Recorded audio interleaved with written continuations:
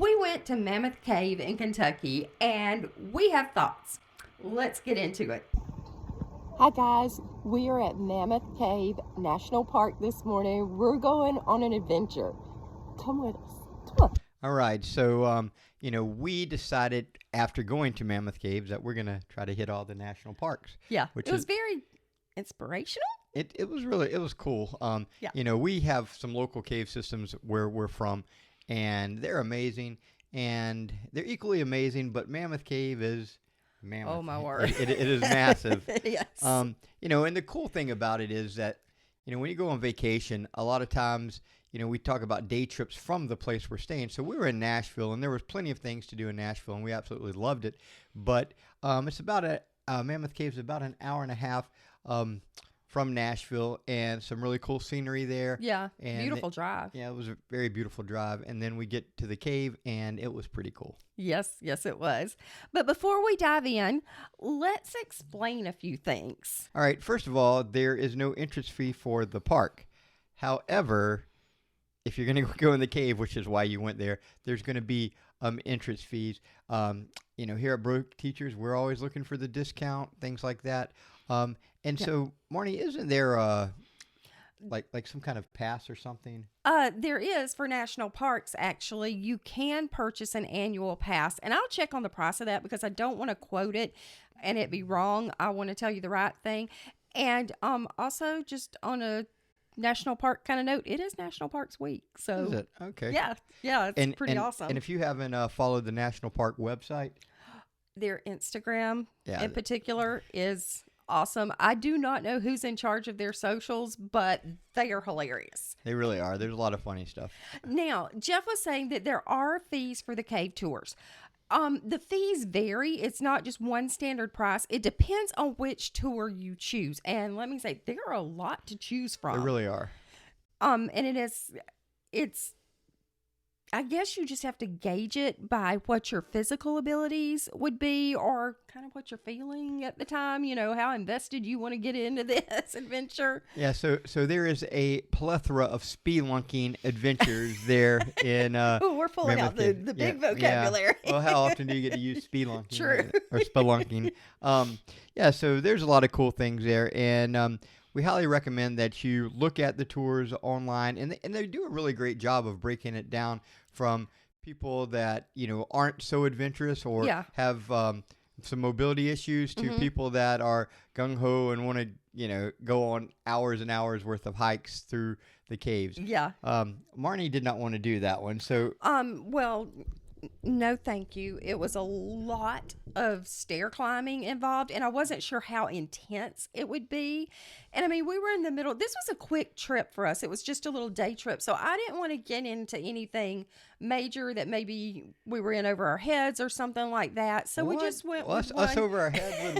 Would I ever do that? The hike up. Never mind. Okay. Italy. That's all I'm saying. Italy. One time. The 1.5 mile hike uphill. Yeah, we've gotten in over our heads before. But like Jeff said, you do need to remember to make a reservation.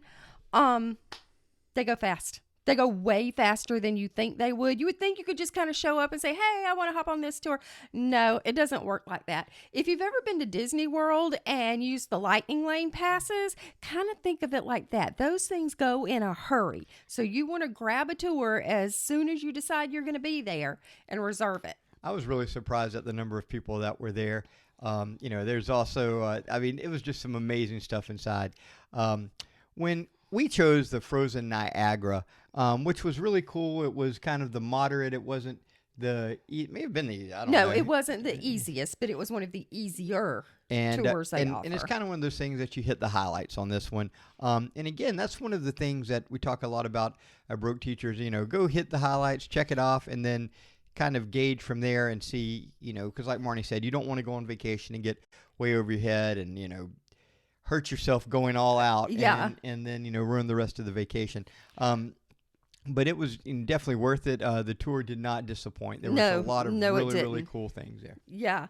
The views were absolutely amazing. They were outstanding. We even had something else really amazing during this tour too. Yeah, we had an amazing tour guide, and I say the word amazing so much, but you know, It fit. it's really cool. He was stellar. Okay, so we'll use some synonyms. We need to get a little sheet that has synonyms, so we don't say that so often. But Ranger Lucas, the guy knew a lot about a lot of cool things. Yes. He told us, hey, here's where you need to duck. Hey, this is going to happen. And so, he very much gave us a itinerary going in, and then, he would stop every, probably 30, 40 feet and explain things and let give people you time for pictures. and, It was and catch great. up. And so, and tour guides can make and break you in different situations. And for this, I would hate to try to navigate that without a tour guide, because I would not try to navigate that without a well, tour guide. when you get down there and you're underground, realize that you have zero cell service, and so you're trying to Google something or look up something, and it's not happening. It's not there. happening. No. Did you know that Mammoth Cave is more than one giant cave? It is actually a system of caves that total over 400 miles. They zigzag up and down, and it kind of reminds me of like an ant colony or something, I've never thought about it that way, but you're right. It does kind of resemble that. Yeah. There are even there's even an underground river that flows through there, and there are fish down there that have no pigment to them. Most of the creatures in there are blind. They smell or feel their way around things, and that's pretty neat. I think they say that's because they've never been exposed to sunlight, right? Right, that's it. Yeah, that's so crazy to me. It's like something I can't even imagine. I can't wrap my head around that. A fish with absolutely no color. Now we didn't see any bats in there, but there are bats in there. Yes. And they come out at night and feed and things like that. And there were some pretty cool, the original Batman T-shirts in there that the Park Service were selling. Yeah, there were some creatures that we saw during our tour as well.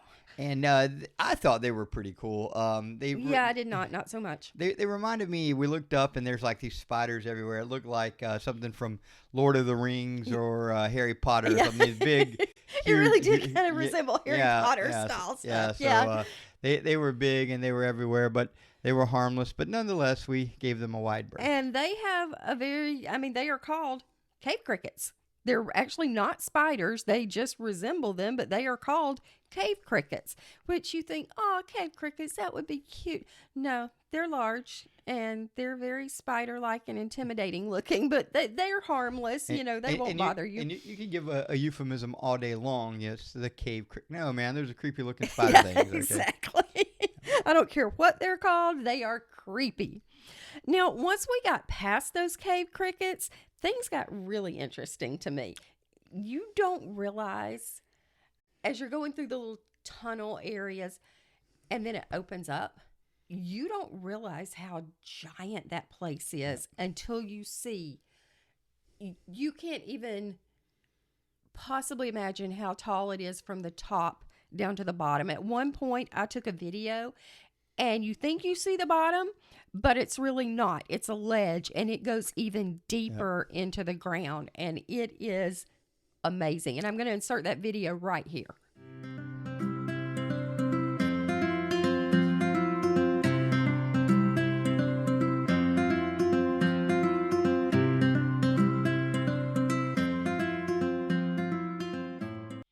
So that was really cool to me. What were some of the features that you liked? What I liked was the sheer magnitude of it. I like the history of it. I like if you're a geologist kind of person, that's really interesting. The stalagmites, the stalactites, how they form and how they form over millions of years. Yeah. And to just see that, it may be thousands of years before you get a stalagmite or stalactite that's a couple of inches. They also had those columns where the stalagmites came from the bottom and they met basically. And they, it was really interesting the fact that they had all of these, they with the shadow, kind of like a shadow puppet, that this is the wedding cake, and you look at it and you kind of see this. That was in the other caves we had been in before. Right. Yeah. And then so here there was one that looked like Niagara Falls that had been frozen. And, we'll put some pictures right here. Jeff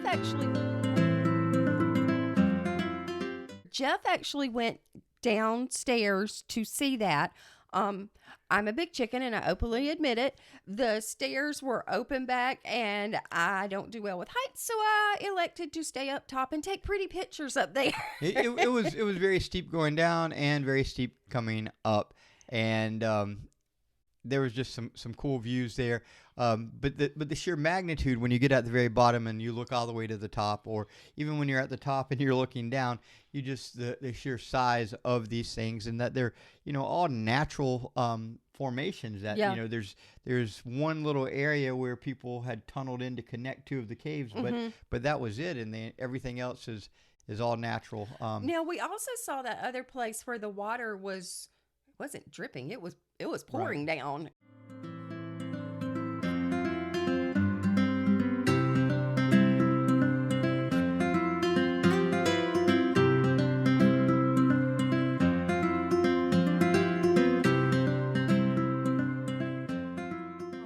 Was it coming from the river, or how? Do you know how that one works? I'm not really sure because I know there's a river that's at the very bottom, and Yeah. people actually go snorkeling and things down like that whenever they're exploring those caves and things, and No thanks, I'm good.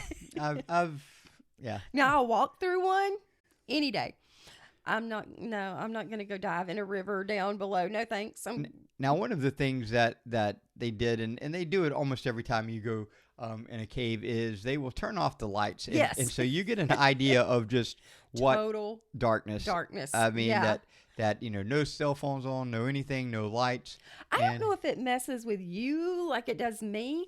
I feel like it throws off my equilibrium a little bit when they do the total darkness thing, because I'm like stumbling around trying to find my place. I guess I don't know. It's awkward to me. One of the things that if you are a person that's tall, there are some very, very low spots Yes. in there. You have to hunch over and kind of almost, wouldn't say crawl, but you have to. You have to bend pretty Yeah. good. And so, but again, there was something for everyone, for every Yes. type of mobility. They And had. there are different tours, Right. for that. And I don't know. I was just very, very impressed. I was too. And, the national parks, I mean, it's one of those things that I just get fascinated with how preserving nature and what Yeah. a big deal that is. As a history teacher, I like all the monuments and all the battlefields and all of that stuff. But, these things are truly amazing that, Yes. as an American, you should go to all of the parks. As a tourist, it's one of the cool things that we talk about a lot when you come to America. The national parks are kind of what foreign people want to see in America. Yeah. They've got plenty of old buildings over there. They've got plenty of, those kind of histories, but they don't have the Grand Canyon. The They landscape, don't have yeah. those things, which is And this is something we're seriously on a mission now. yeah. We've actually been looking at how to hit 3 or 4 in one trip, and Yeah. the thing is in the South where we're at, there's a couple down in the southern part of Florida, but heck, Kentucky is about as close to us as South Florida, South Florida yeah. is. So it's People don't realize that, but it is a trek from one end of our state to the other. Now, we did purchase the big passport book for the national parks. I'm telling you, we're taking this seriously. And we got our first stamp at Mammoth Cave. And to me, that was super cool. We have a video we'll put in right here. All right, guys, we are at Mammoth Cave. This is your favorite brook teacher, Jeff and Marnie, and this is our first big national park, and we bought this handy dandy book, and we're stamping it that we have been here. So, right. But I thought that was really cool to be able to get that stamp. It's like an accomplishment, Right. Yeah, it's just like, anytime you're running around almost on a scavenger hunt, hey, we're looking Yeah. for this, and, getting This this is a stamp. scavenger hunt on a giant scale. And they call it like the passport, right? So, Yeah. So just like when you went overseas before COVID, they would stamp your passport, and it's always cool to see how many stamps you have. But we're determined to hit all of the national parks. Not just the national parks, the national monuments, all the things. It's going to be fun. So make sure you follow along with us because we're setting out on an adventure here. And don't get me wrong, we're still going international as well. But we just thought this was a lot of fun. It kind of gives you that sense of adventure, Right. when And- you see these places, and yet it's not scary. And what I would really love is to hear if you guys to national parks or even local parks, Please let us know what's the coolest thing, what is the must see. Yes. Because that's one of the things that we want to do is we want to give information, Mm-hmm. and we have limited knowledge on things, and we haven't been everywhere. and we definitely would like to rely on our subscribers to tell us things, or to, hey, look at this, whether it's a restaurant on the way or whether it's, hey, let's make sure you take a left and not a right. One of the things that I wanted to mention about Mammoth Caves is that it's not like really advertised, and so you go down kind of a long road. We thought we were lost. Yeah, we thought that the GPS had taken us in the wrong direction. And we did lose service on the GPS, but Yes. we kept going, and finally we saw the big sign. But so again, if you're going to go to Mammoth Cave, realize that maybe you want to print out directions or screenshot it or do the Google's map offline or something. But it was kind of out in the middle, and it wasn't a lot of signs that said this is the way we get. Right. And along those same lines, driving down those roads, don't dismiss the views. Stop and take in the views. There are some gorgeous ones. There was a couple of really cool ones that we actually pulled over and took this big panoramic shot of. That, so pretty.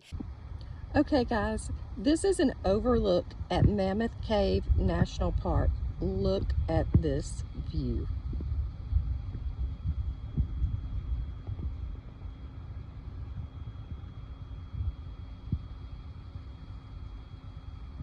And especially, I mean, the Kentucky area is beautiful anyway. So you've got the hills, and it's just gorgeous.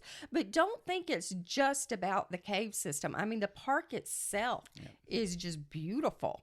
There is so much to see. There are hiking trails, biking trails. I think they even had horseback riding trails. What was the one thing that when we came off that we didn't want to contaminate things, so we had to? Oh, you have to step on these mats, and it protects the bats. It takes something off of the bottom of your shoes. I forget what it's called, but it protects them from some sort of disease. And you go through this, bacteria or something. You go through this mat that has some sort of disinfectant liquid in it, and it scrubs the bottom of your shoes. You just walk right on through, and it doesn't get them wet or anything. It's just it just wets the bottom of them. So it's your shoes aren't ruined or anything like that. And then you can go in the old entrance to the park, the old building that was the entrance, and they have a couple of gift shops. I think they even had a Starbucks or something in there, and it was cool. They had an old stagecoach. Yeah, that was really neat to see. But I mean, I loved it. I loved Mammoth Cave. It is an inexpensive vacation to me. I mean, if you want to make that your vacation destination, you could absolutely do that. You could do a different tour every day. And didn't they have like cabins or something you could rent there? Yes, they do. Some of the national parks do have that, so be sure to check if you're into like camping or anything like that. A lot of them have facilities for that, and that can be an inexpensive vacation. We are all about budget here. We could just get a tent and just put. No, thank you. Just. I'll do a lot of things, but camping in a tent is not my thing. I have tried it, and it's just no. I need running water and air conditioning. Air conditioning's big on my list. But no, we had a lot of fun. And like Jeff said, let us know if you've been to any of these places, if you have any recommendations, because we would love to hear them. Drop them in the comments below, because we would love to talk to you about this stuff. Because we've only been to one, and so I know many of you guys have been to multiple. We've been to a lot of the national battlefields and monuments and things, but we haven't hit the national parks. And a couple of them I went to as a very young kid, but that didn't count. This is going We're on a as mission. an adult. Yep. So the Broke Teachers Travel Team is doing that. good deal. But thanks for hanging out with us, guys. We enjoyed talking to you. And remember, break the monotony. Not the bank. Bye, guys. Have a good week.